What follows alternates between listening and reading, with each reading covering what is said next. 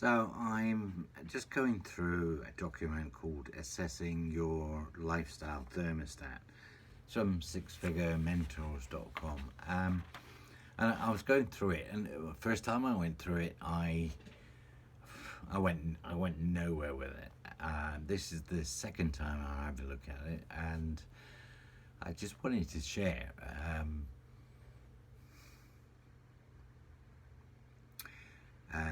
I think it's the sharing of the growth between the first and the second time, and I'm going to go through it a third time because I think my mindset has stretched a little bit more just to go through it that second time.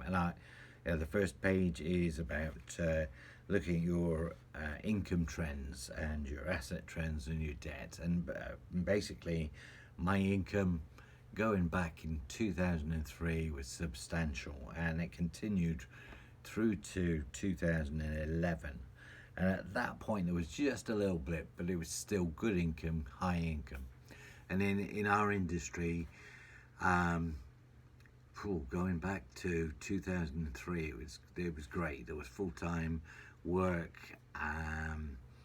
There was a high daily rate. I'm a freelance trainer, or was a freelance trainer. I consider myself to have made the move already, albeit I may need to dip in there from time to time. I may need to go and be employed for a period of time to make what I'm doing now work. I'm at this early stage of transition.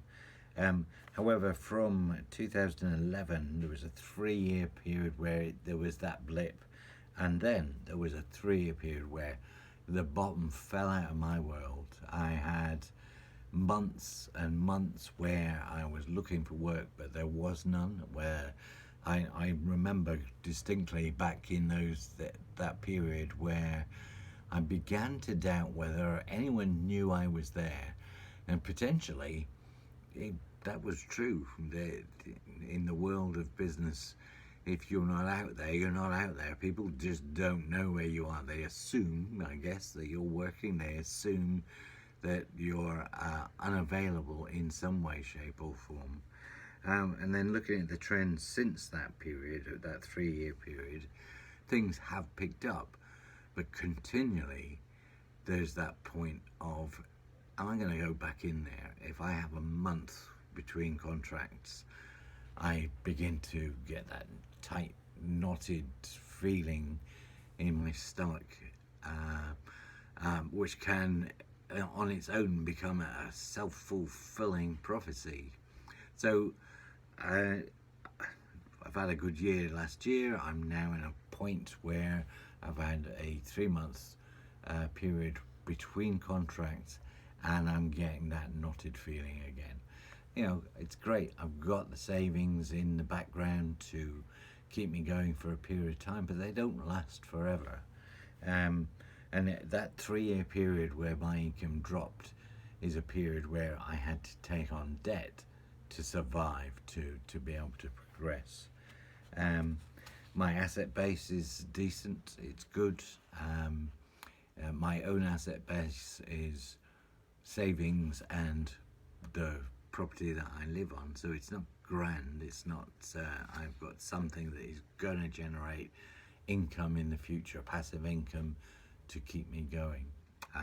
We've done that on my wife's side. She's able now not to have to work, but that still leaves the shift to get it to the point where I am going, and that's where this is coming in, this journey I'm on at the moment. So that's kind of a background, but it's not really what I wanted to talk about. What I wanted to talk about was the personal values, and when I first looked at this, there were some examples of personal values, and I believe myself to have personal values.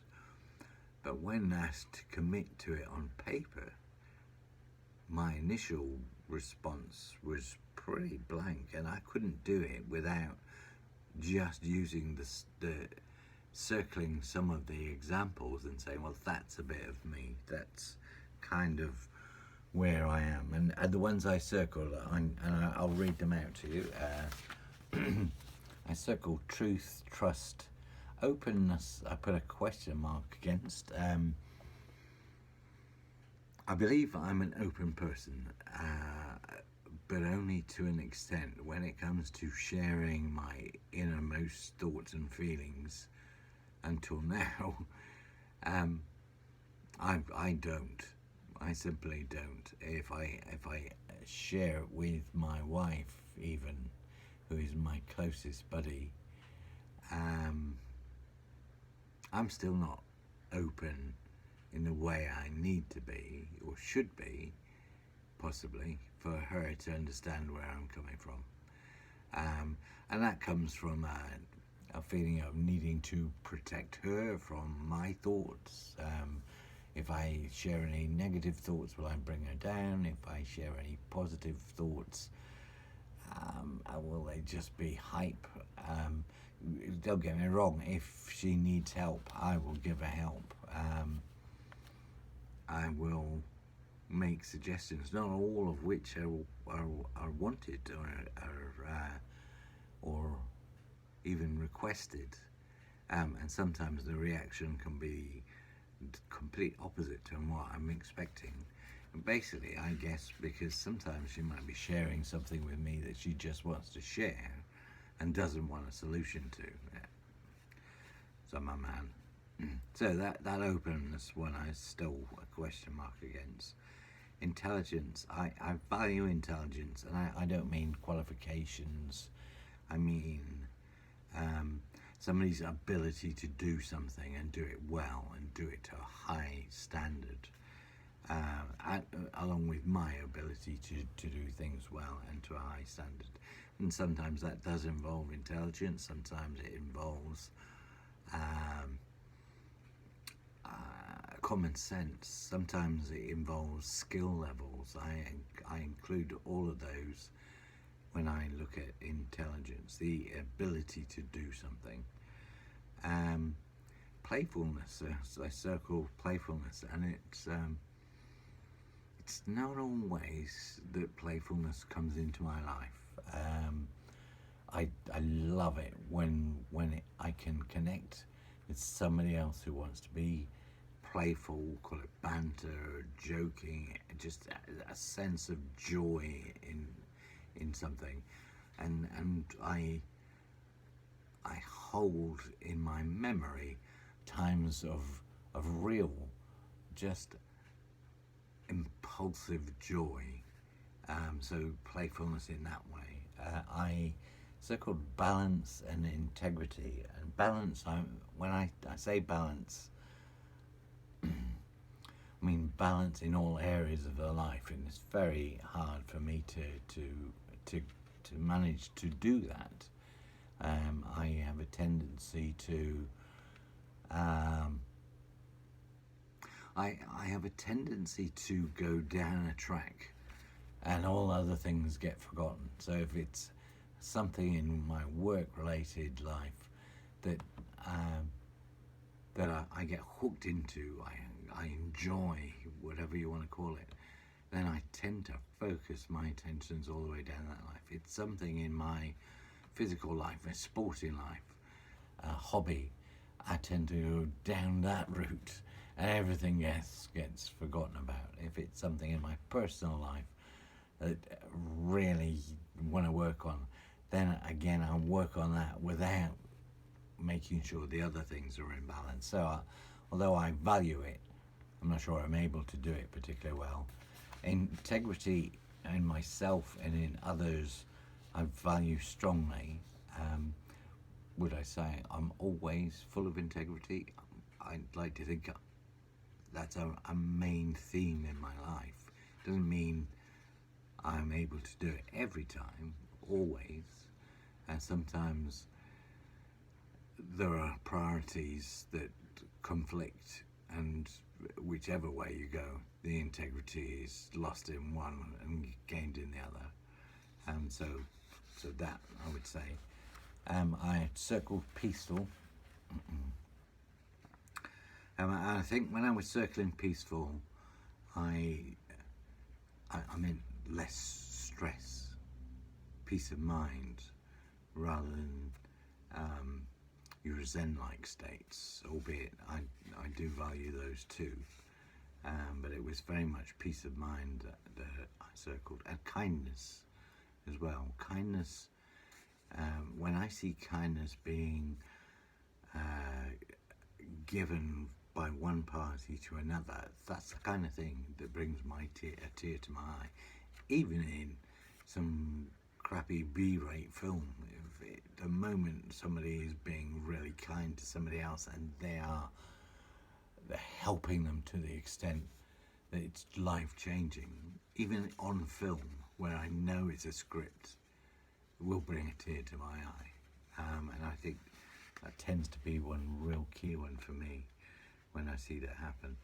And honesty as well. And when I say honesty, I don't mean never tells a lie. I mean somebody who is really genuinely honest about something, whether that's opening up about their fears, their wants, but it's also telling the warts and all. So, you know, if you're telling something positive to somebody about how they can move forward, help them by being honest about the downsides as well as the upsides, the things, the challenges that they may have to overcome. So give them a bit of foresight, if you like. And honesty in terms of behaviour. I work in a corporate environment, a corporate world, or have done, and the number of times you see people, how do I explain it? Maybe using corporate speak because it seemed to be the way to go, and they don't really believe it themselves. And there's a difference when you hear somebody using the corporate speak and they really believe it. There's a very different tone to their behaviour, their voice, the words that come out of their mouth, than somebody who says it and it's not true for them. And it often comes out in further behaviour down the line. So those were the ones I circled, and I put it down because that was it. That was all I could look at in terms of what my own personal values are. And then I came back to it probably only 3 or 4 days later, and my brain has obviously been working in the background.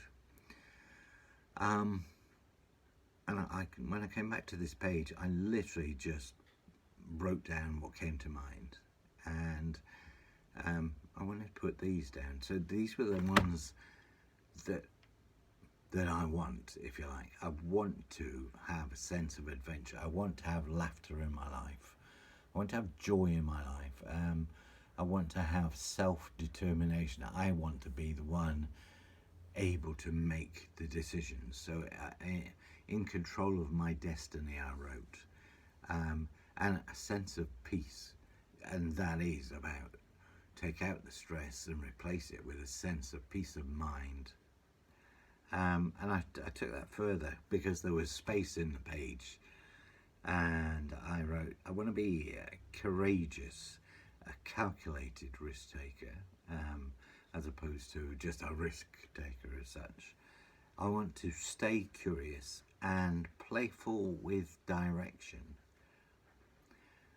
And then that led me to something else that I want to say that I wrote.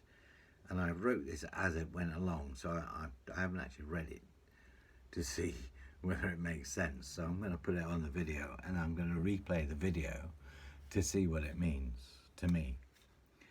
So be brave enough to create enough, to change enough, to live enough, to be enough, to feel enough, to know enough, to give enough, to grow enough, to make a difference. And it made sense while I was writing it, just from the point of it felt good to write it. So I'm going to close off this video now. If I ever put this video out for public consumption, hopefully it will make a difference to you. I'm really using this video just to play back what I've said and my thoughts, and to hold them as part of a memory blog, if you like, for myself, as this is an early part of my journey.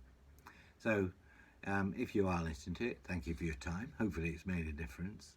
In the meantime, I'm going to go back and listen to it myself. Thank you.